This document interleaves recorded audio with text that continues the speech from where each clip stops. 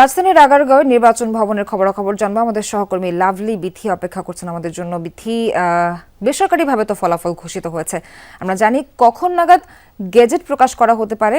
একই সাথে জানাবেন যে নবনির্বাচিত এমপি যারা আছেন তারা কখন নাগাদ শপথ গ্রহণ করবেন, কবে হতে পারে সেটা জানাবেন। সোহার, বেসরকারিভাবে যখন চূড়ান্ত ফলাফল দেওয়া হয় তারপর রিটার্নিং কর্মকর্তা যারা আছেন রিটার্নিং কর্মকর্তাদের কাছ থেকে রেজাল্টের হার্ড কপি নির্বাচন কমিশনে পাঠাতে হয়। গ্লোয়িং লাভলি প্রতিদিন মানে নতুন স্কিন সেলস প্রতিদিন মানে নতুন গ্লোয়িং স্কিন প্রতিদিন। সুতরাং পাঠানোর পর তারপরই গেজেটটি প্রকাশ করতে হয়। আজকে আসরের পরে নির্বাচন কমিশন পূর্ণাঙ্গ কমিশন বৈঠকে বসবে, কারণ বিএনপি বলেছিল আজকের কথা যে আজকে যেন গেজেটটি প্রকাশ হয়ে যায়, কিন্তু আমরা যতটুকু শুনতে পেয়েছি হয়তো আগামীকালকে প্রেসে পাঠানো হবে গেজেট প্রকাশের জন্য। তবে বৈঠকের পরই আমরা নিশ্চিত করে বলতে পারবো সেটাকে আজকে হচ্ছে নাকি কালকে হচ্ছে। কালকে হচ্ছে সেটি মোটামুটি নিশ্চিত আমরা, যদি আজকে না হয়ে থাকে।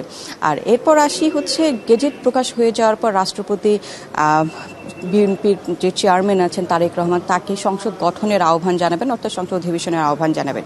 এবং সংসদের প্রথম অধিবেশনেই কিন্তু শপথ কার্যক্রম গ্রহণ করা হয়, কারণ প্রথম বৈঠকের পর থেকে 90 দিনের মধ্যে কোনো সদস্য যদি শপথ না করে, নির্বাচিত প্রতিনিধি শপথ গ্রহণ না করেন, সেক্ষেত্রে সেটি শূন্য ঘোষিত হয়। অর্থাৎ প্রথম বৈঠকের পর থেকে, অর্থাৎ শপথ গ্রহণের প্রথম বৈঠকের পর থেকে 90 দিনের একটি সময়সীমা আছে। এবং কখন কিভাবে সেটি যদি আমি একটু জানি, ত্রয়োদশ সংসদ নির্বাচনে যারা জনপ্রতিনিধি নির্বাচিত হয়েছেন তাদের শপথ গ্রহণ কে পড়াবেন, কারণ এইবারের পরিস্থিতিটি এবার একটু ভিন্ন। সাধারণত সংবিধান অনুযায়ী শপথ পড়ান স্পিকার না থাকলে ডেপুটি স্পিকার। যেহেতু এখন আমাদের স্পিকার এবং ডেপুটি স্পিকার কেউই নেই, সুতরাং রাষ্ট্রপতির কোনো একজন তার মনোনীত ব্যক্তিকে নিয়োগ দেবেন, অথবা প্রধান উপদেষ্টা পরামর্শক্রমে একজন ব্যক্তিকে নিয়োগ দেবেন, এবং গ্যাজেট প্রকাশে 3 দিনের মধ্যে সেই মনোনীত ব্যক্তি তাদেরকে শপথ পড়াবেন। যদি 3 দিনের মধ্যে না হয়, সেক্ষেত্রে প্রধান নির্বাচন কমিশনের সেই শপথটি পড়াবেন।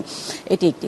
আরেকটি বিষয় শপথ পড়ানোর পরপরই কিন্তু প্রধানমন্ত্রী জন্য মন্ত্রিপরিষদের শপথ পড়ানোর কথা বলবেন রাষ্ট্রপতি।